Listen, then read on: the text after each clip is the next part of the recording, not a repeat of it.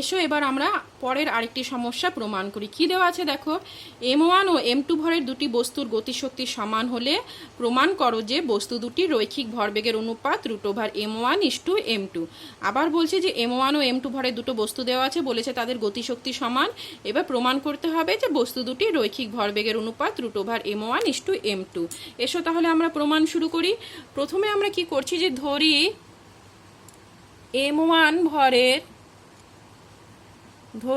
m1 ভরের বস্তুর গতিবেগ আমরা কি ধরলাম, v1 ধরলাম, গতিবেগ v1 ও রৈখিক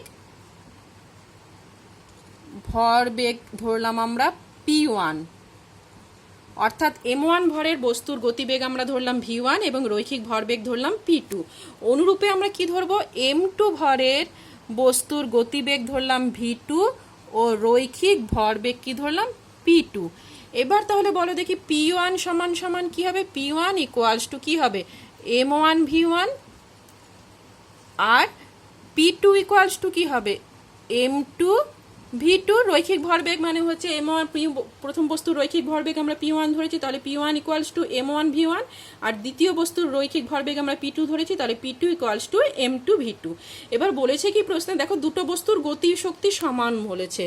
যেহেতু কি দেওয়া আছে, গতিশক্তি সমান, যেহেতু গতিশক্তি সমান দেওয়া আছে, তাহলে আমরা কি লিখতে পারি, আমরা লিখতে পারি half m1 v1 square equals to half m2 v2 square. অর্থাৎ যেহেতু বস্তু দুটির গতিশক্তি সমান, তার জন্য আমরা কি লিখলাম, প্রথম বস্তুর গতিশক্তি কি হবে হাফ m1 v1 স্কোয়ার, আর দ্বিতীয় বস্তুর গতিশক্তি হবে হাফ m2 v2 স্কোয়ার।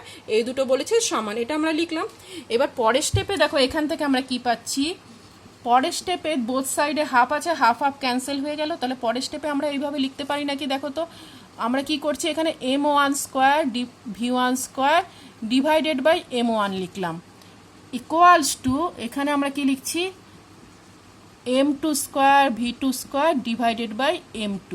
কেন লিখলাম দেখো, এই যেখানে যেহেতু আমরা এখানে m1 ছিল, সেখানে আমরা m1 স্কোয়ার আনলাম, m1 স্কোয়ার v1 স্কোয়ার লিখলাম ডিভাইডেড বাই m1। মানে দেখো m1 স্কোয়ারকে যদি আমরা m1 দিয়ে ভাগ করি তাহলে কি পাবো, আবার m1ই পেয়ে যাবো। তো এখানে এই জায়গাটাও তাই ছিল, m2 v2 স্কোয়ার ছিল, তো এখানে আমরা m2 স্কোয়ার v2 স্কোয়ার যেহেতু লিখলাম, যেহেতু এখানে m2 স্কোয়ার আনলাম, তাহলে একে যদি আমরা m2 দিয়ে আবার ভাগ করি, আবার সেই m2ই পেয়ে যাচ্ছি। এবার এটাকে আমরা কি লিখতে পারি, দেখো m1 v1 স্কোয়ার, এটা মানে কি m1 স্কোয়ার v1 স্কোয়ার মানে কি m1 v1 whole square divided by m1 equals to এখানে আমরা কি লিখতে পারি m2 v2 square m2 square v2 square মানে কি m2 v2 তার whole square divided by m2।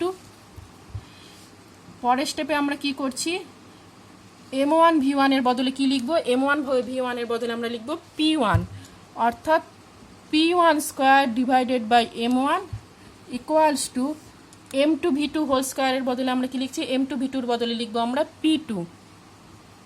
p2 square by m2। পরের স্টেপে দেখো কি লিখছি আমরা, p1 square by p2 square equals to m1 by m2। সেখান থেকে আমরা কি পাচ্ছি,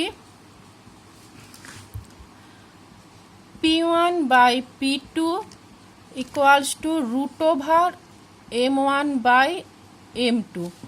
সেখান থেকে আমরা কি লিখতে পারি, p1 is to p2 equals to √m1 is to √m2। এটাই আমাদের প্রমাণ করতে বলেছে। অর্থাৎ রৈখিক ভরবেগের অনুপাতটা কি বের হলো, √m1 ইজ টু m2। এটাই আমাদের প্রমাণ দিয়েছে। হ্যাঁ, প্রথম থেকে আমরা একটু আবার সমস্যাটা দেখে নিই। কি দেওয়া আছে, যে m1 ও m2 ভরের দুটি বস্তুর গতিশক্তি সমান হলে প্রমাণ করো যে বস্তু দুটির রৈখিক ভরবেগের অনুপাত √m1 ইজ টু m2।